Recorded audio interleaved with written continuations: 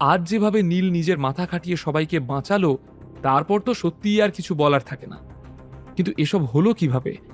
কল্লোলের ওই পিলটার জন্য এসব হচ্ছে না তো? এই পিলগুলোর এরকম প্রভাব হলে নীলের তো এই পিল নিয়েই বিজনেস করা উচিত। তবে শুরুটা কিভাবে করবে সেটাই বুঝতে পারছিল না নীল। ভাবতে ভাবতে নীলের ঘুম চলে এলো। পরের দিন সকাল 6টায় নীলের ঘুম ভাঙল। নীল অনেক কম সময়ের জন্য ঘুমিয়েছিল, কিন্তু সকালে উঠেও রিফ্রেশড ফিল করছিল। স্টাডি রুমের বাইরে বেরোতেই নীল দেখলো বেডরুমের দরজা খুলে আদ্রিতা বেরিয়ে আসছে। নীলকে দেখে অবাক হয়ে আদ্রিতা জিজ্ঞেস করলো, তুমি কখন এলে? আর বেডরুম তো খোলাই ছিল। তাহলে তুমি স্টাডিতে কি করছিলে? অনেকগুলো প্রশ্ন নীলের দিকে ছুঁড়ে দিল আদ্রিতা। আরে বউ আমার, একটা কাজ করছিলাম। আমার বস নিজের বিজনেস বাড়াতে চায়, তাই এখন মাথার উপর অনেক কাজ। ওই কাজটাই শেষ করতে করতে কখন যে চোখ লেগে গেছে খেয়ালই করিনি। নীলের এসব বাহানা এখন খুব ভালোভাবে বুঝতে পারত আদ্রিতা। বাঁকা দৃষ্টিতে তাকিয়ে থাকলো নীলের দিকে। আদ্রিতা বুঝতে পারছিল যে নীল মিথ্যে কথা বলছে, কিন্তু এই বিষয়টা নিয়ে আর জলঘোলা করতে চাইছিল না। নীলের দিকে কিছুক্ষণ তাকিয়ে থেকে ও বলল, ও আচ্ছা ঠিক আছে, কিন্তু পরের বার থেকে বেডরুমে এসো। মুচকি হেসে নিজের মাথা নাড়ালো নীল। দীর্ঘশ্বাস নিয়ে আদ্রিতা বলল, কিছুক্ষণ আগেই ঠাম্মার ফোন এসেছিল। কোনো একটা বিষয়ে পরিবারের সদস্যদের সঙ্গে আলোচনা করতে চায় ঠাম্মা, তাই সকাল 10:30টার সময় সবাইকে ম্যানশনে যেতে বলেছে। ঠিক আছে, আমিও তোমার সঙ্গে যাব। মাথা নাড়িয়ে আদ্রিতাকে বলল নীল। তারপর তৈরি হওয়ার জন্য বাথরুমের দিকে হাঁটা লাগালো। ভাগ্যিস গতকাল নীল সঠিক সময়ে সেন ম্যানশনে পৌঁছে গিয়েছিল, নইলে জাকিব না জানি কি করতো আদ্রিতার সঙ্গে। দুজনেই তৈরি হয়ে তাড়াতাড়ি বেরিয়ে পড়ল। নন্দনের সামনে দিয়ে গাড়ি ছুটিয়ে এগিয়ে গেল নীল এবং আদ্রিতা। কিন্তু কালও তো তোমার ঠাম্মা ফ্যামিলি মিটিং করেছিল। গাড়ি চালাতে চালাতে আদ্রিতাকে প্রশ্ন করল নীল। কালকের ঘটনার পর আশরাফ আলীর সাথে তো আর এখন বিজনেস ডিল করা সম্ভব নয়। এই মুহূর্তে বিজনেস নিয়ে কি হবে সেই বিষয়ে আলোচনার জন্যই হয়তো ডাকা হয়েছে। ম্যানশনে গেলেই বিষয়টা পরিষ্কার হবে। জানি না আবার নতুন কি ঝামেলা আসতে চলেছে। কথাগুলো বলতে বলতে মনমরা হয়ে গেল আদ্রিতা। গতকাল যখন জাকিব আদ্রিতাকে মলেস্ট করার চেষ্টা করছিল, তখন সেন পরিবারের কোনো পুরুষ মানুষ ওকে বাঁচানোর জন্য এগিয়ে আসেনি। এসব দেখে আদ্রিতার মন সেন পরিবারের উপর থেকে পুরোপুরি উঠে গিয়েছিল। আদ্রিতার কথা শুনে নীল কিছু একটা ভাবতে শুরু করলো। ও বুঝতেই পেরেছিল যে আজকের মিটিংয়ে কোনো কাজের কাজ হবে না। তবুও আদ্রিতাকে এ ব্যাপারে কিছু বলল না সে। নীলের গাড়িটা এসে দাঁড়ালো সিগন্যালে। তারপরই আদ্রিতার থেকে লুকিয়ে নীল মেসেজ করলো রাহুল বসুকে। তবু আদ্রিতাকে কিছুই বুঝতে দিল না নীল। তুমি আমার সঙ্গে ভিতরে যেও না। সেন ম্যানশনে বাইরে এসে নীলের গাড়িটা দাঁড় করানোর পরই কথাটা বলল আদ্রিতা। আমি ভিতরে না গেলে ওরা সমস্ত দোষ তোমার ঘাড়ে দিয়ে দেবে। নীল আদ্রিতার হাত ধরে ওকে আশ্বস্ত করল। আদ্রিতাকে ভরসা জোগাতে চাইছিল নীল। তুমি ভয় পেও না, সবকিছুর রেসপন্সিবিলিটি আমি নিজের ঘাড়ে নিয়ে নেব। ওরা ম্যাক্সিমাম কি করবে? আমাকে অপমান করবে, তাই তো? এখন তো অপমান সহ্য করতে করতে আমার অভ্যেস হয়ে গিয়েছে। কোনো কিছুই এখন আর গায়ে লাগে না।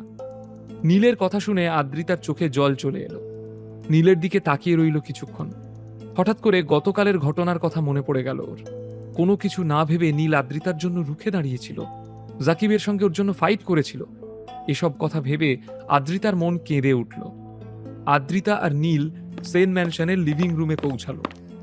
এ কি নীল, তুমি আবার এই বাড়িতে পা দিয়েছ? তোমার সাহস তো মন্দ নয়। ওদের দুজনকে দেখেই নবীন সোফা থেকে উঠে গিয়ে নীলকে ধমকাতে লাগলেন। কাল তুমি ওই ঘটনাটা না ঘটালে এতক্ষণে সেন পরিবারের শেয়ার বিক্রি হয়ে যেত। নবীনের মুখ থেকে এ কথা শুনে সেন পরিবারের বাকি সদস্যরাও নীলের সমালোচনা করতে শুরু করে দিল। আমার মতে জাকিবের কোনো দোষ ছিল না, ও শুধু একটু তাড়াহুড়ো করে ফেলেছিল, এই যা। আর করেছে তো করেছে, তাতে কি হয়েছে? এর জন্য এত কাণ্ড?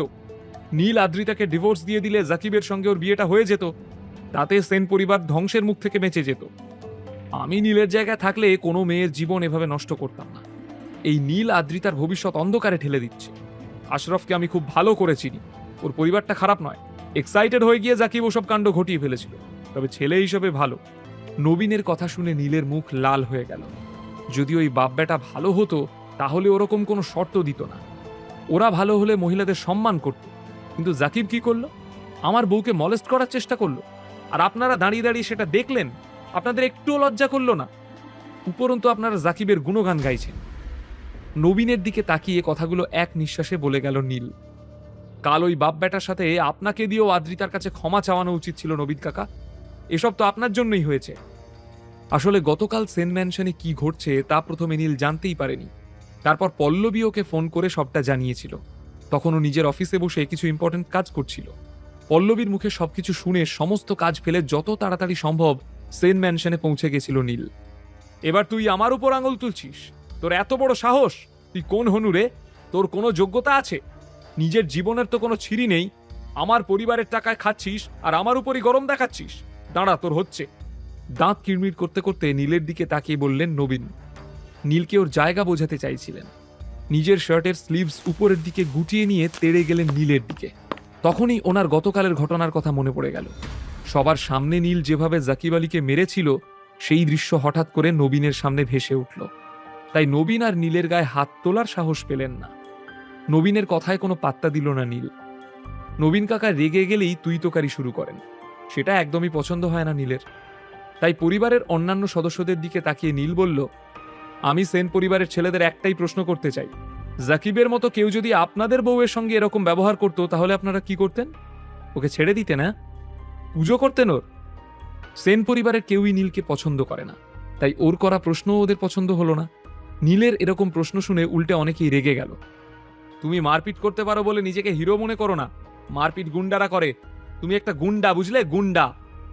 5 পয়সার মুরদ নেই, জীবনে তো কিছুই করতে পারোনি, এত বড় বড় কথা কোথা থেকে আসে? আমাদের এখনো সমাজে মুখ দেখাতে হয়, এটা নিয়ে এত জলঘোলা করার কি দরকার ছিল? আশরাফ আলী খুবই পাওয়ারফুল। আদ্রিতাকে ওর ছেলের পছন্দ হয়েছে কারণ আদ্রিতা সুন্দরী, আর তো তেমন কোনো গুণ নেই ওর মধ্যে।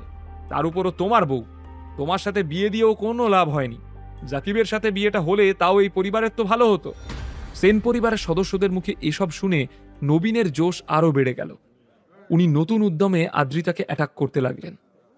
কালকেই সবকিছু ঠিকঠাক হয়ে যেত যদি এই ছেলেটা নাক না গলাত।